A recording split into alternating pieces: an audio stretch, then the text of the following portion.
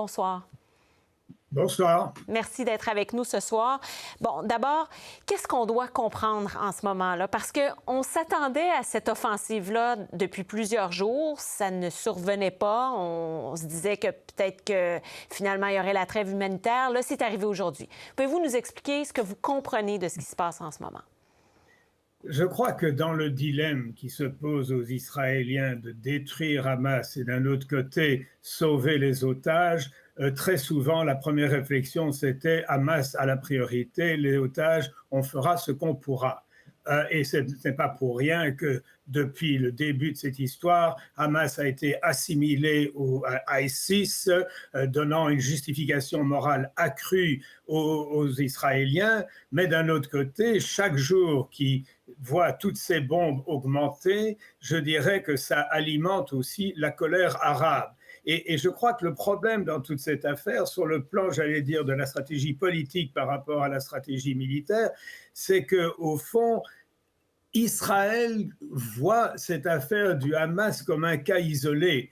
Et vous avez vu sa réaction quand le secrétaire général des Nations Unies avait dit qu'il y avait une histoire avant ça, et ils avaient très mal pris ça parce que pour eux, le démon, c'est le Hamas. Et dans un certain sens, oui, c'est vrai que le Hamas n'est généralement pas particulièrement aimé du côté du monde arabe, mais il y a cette notion de plus en plus nette qu'au fond, la vie des Arabes n'a pas la même valeur que la vie des Israéliens, parce que toute cette stratégie israélienne, c'est pour limiter le nombre de victimes israéliennes et qu'importe le nombre de Gazéens qui meurent. Alors, je crois qu'il y a une vision un peu binaire du côté israélien, le Hamas, l'Iran, ça c'est la même chose. Mais dans le monde arabe, je dirais que la perspective est profondément différente. Ce n'est pas étonnant que Biden n'a pas pu rencontrer les Arabes après l'attentat sur l'hôpital. C'est absolument sidérant de voir par exemple que la reine de Jordanie a dénoncé le fait que l'on n'ait pas condamné l'occupation israélienne et qu'on a simplement condamné le Hamas. Alors, si vous voulez, c'est un peu dans ce contexte-là que je trouve que toute la question doit se poser. Mais à court terme, parce que je vais quand même répondre à votre question, c'est clair qu'on est dans une phase bien différente d'il y a quelques jours, puisque là, ça martèle, ça martèle, ça martèle. Dans quelle mesure est-ce que ça va aboutir à un véritable cessez-le-feu ou la démission ou je ne sais pas, l'abandon des gens du Hamas? Je n'en suis pas certain. Est-ce qu'on doit penser que les négociations ne fonctionnent pas en ce moment? Le Qatar a dit constamment que les négociations allaient de bon train. Mais est-ce que la façon dont les opérations israéliennes ont été entamées maintenant, est-ce que ça affecte la négociation? Le Hamas veut une réponse claire.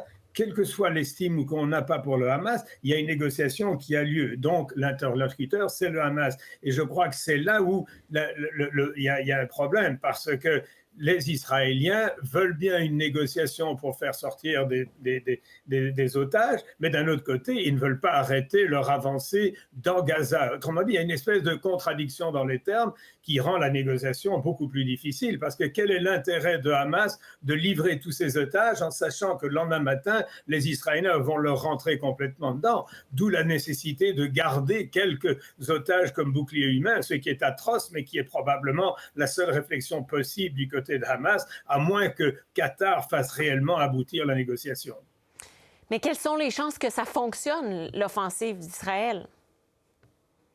Écoutez, le jour où Israël décidera l'offensive, ce sera un succès. Les Israéliens n'ont jamais perdu qu'une seule guerre, c'est contre le Hezbollah en 2006. Mais écoutez, ils ont tout démoli devant eux. Ils se sont assurés qu'il n'y ait pas des petits coins dans lesquels les gens du Hamas pourraient leur tirer dessus. La victoire militaire israélienne, elle est assurée, elle est certaine.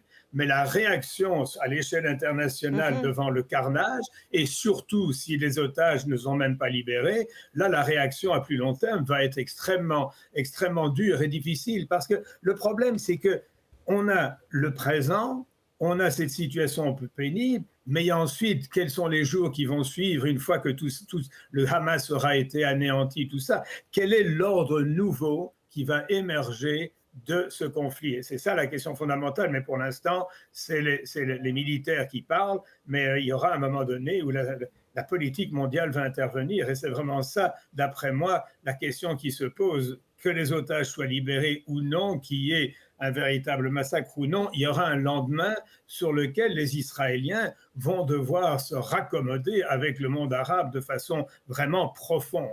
Mais qu'est-ce qu'on peut s'attendre justement de la communauté internationale qui déjà mettait beaucoup de pression là, pour l'aide humanitaire, pour qu'il y ait une trêve, un cessez-le-feu? Cette pression-là ne fonctionnait pas visiblement. Là. À quoi on peut s'attendre de ce côté-là? Elle n'a absolument pas abouti puisqu'il n'y a ni corridor humanitaire, ni cessez-le-feu, alors qu'il y a eu un débat aux Nations Unies sur cette question-là. La résolution était plutôt mièvre même à l'Assemblée générale. Finalement, l'Assemblée générale recommande des choses, mais ce n'est pas exécutoire. C'est vraiment... On est dans une phase où un dialogue qui se passe à New York n'a pratiquement rien à voir avec ce qui se passe sur le terrain, et je crois que c'est plutôt un exercice de bonne conscience et véritablement d'irritation profonde devant le désastre total de cette démolition des 250 km² que représente Gaza. Mais qu'est-ce que vous voulez? Les armes parlent, et ce sont les diplomates qui devront tout raccommoder par la suite. Très bien. Alors, je rappelle que c'est encore en développement, qu'on a des soldats qui seraient entrés, des chars d'assaut aussi. Alors, je vous remercie beaucoup, Ferry de Kerkhove, ancien ambassadeur pour le Canada. C'était très intéressant. Merci de m'avoir invité. Au revoir.